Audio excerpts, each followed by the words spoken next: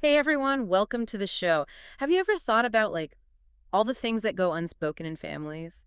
The silences, the figures who just vanish, leaving these echoes behind them? Yeah, it's fascinating, isn't it? It's like trying to solve a puzzle where some of the pieces are deliberately missing. It's like trying to figure out who you are by piecing together these fragments of lives that were almost, I don't know, deliberately obscured or something. And that's what makes the memoir we're discussing today, Missing Men by Joyce Johnson, so powerful, I think. Memoirs are great for that kind of exploration, aren't they? They give you such a personal perspective on these big universal themes. Totally. And Missing Men is all about Johnson trying to understand these two pivotal figures in her life. Her grandfather Samuel, who she never even met, and then later her partner Jim Johnson. And both of them gone, leaving these holes in her life. Exactly. And the book is about how their absence, resonated throughout her life and really kind of shaped her family's whole trajectory. The title itself, Missing Men, is so evocative, isn't it?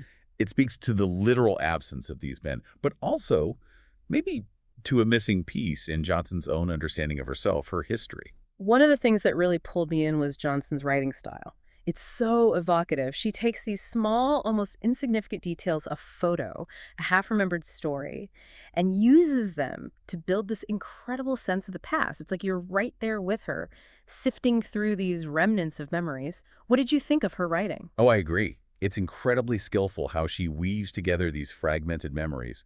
It's very much like how we try to remember the past, right? Not as this neat linear story, but through these flashes and impressions. It's almost like she invites you, the listener, to participate in that reconstruction process.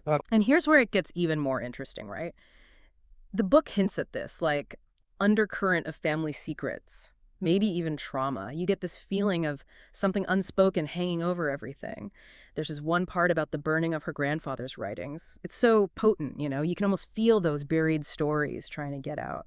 Did that resonate with you at all? Absolutely. That image of the burned writings is so powerful. It makes you ask, what was being hidden and why? Was it shame, fear, a need to protect something? And how did that act of erasing the past impact the generations that came after, even if they didn't know the full story? It's like what stories in our own families have been, I don't know, lost or deliberately hidden. It really makes you think. It makes you think about the silences in your own life. Okay, so shifting gears a little bit, another thing I found fascinating was the book's depiction of the New York City art scene in the 1960s, where Johnson's life intersected with Jim and all these other artists. It's like this vibrant backdrop to her personal story. How did you see that interplay between the personal and the cultural? I think it's essential. It shows that our lives aren't lived in isolation. Right. Chance's personal journey is intertwined with the artistic and social movements of her time. And that wider context gives us, I think, a much richer understanding of her experiences. Definitely. Now, I think it's fair to say that there are some aspects of the book that might be challenging for some readers. The narrative itself, like those memories we were talking about, is a little fragmented. It's not always a straightforward, linear story. What are your thoughts on that? Well, I think that nonlinear structure is both a strength and a potential, I don't know, stumbling block. It does mirror the way memory actually works, that difficulty of trying to make sense of the past. But some listeners might crave a more traditional structure, something with clearer chronological markers. Did you feel that way at all? I did, actually. And that kind of leads into another point. The memoir leaves you with some lingering questions, these unresolved mysteries, particularly about her grandfather. It reflects the reality of trying to piece together a life from the past, sure, but some readers might want, I don't know, more concrete answers. I think that open-endedness is often a characteristic of good memoirs, particularly the ones that genuinely grapple with the uncertainties of the past. Life doesn't always give us neat resolutions, right? Maybe Johnson leaving some things unresolved is a reflection of that reality. It definitely makes you think. For sure. So for our listeners, what does this all mean? Missing Men gives us this really compelling, introspective look at how absence can shape our lives, both individually and as families. It's the kind of book that stays with you, makes you think about the untold stories in your own family's past. It's not really about finding all the answers, but more about the importance of trying to understand. I think it encourages us to listen to those silences, to pay attention to the gaps in the stories we tell ourselves, and to realize how much we can be influenced by those who are no longer physically present. It also makes us think about how we construct our own personal histories from incomplete information.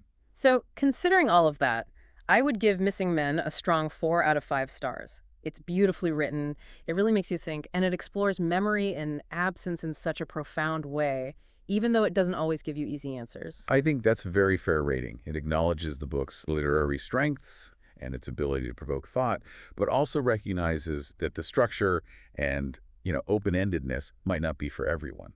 So, if this deep dive into Missing Men has made you curious about these themes of memory, absence, and family secrets, we'd love it if you'd hit that like and subscribe button. You can find a link to the book on Amazon in the description below if you'd like to explore it further. Memoirs like this give us a chance to reflect on these shared human experiences and to consider the complexities of our own family histories. Thanks for joining us for this deep dive into Missing Men. If you've already read the book, we'd love to hear what stood out to you, what resonated, or even what questions it left you with. Share your thoughts in the comments below, and feel free to share this episode with anyone who you think might be interested. We'll see you next time on The Deep Dive.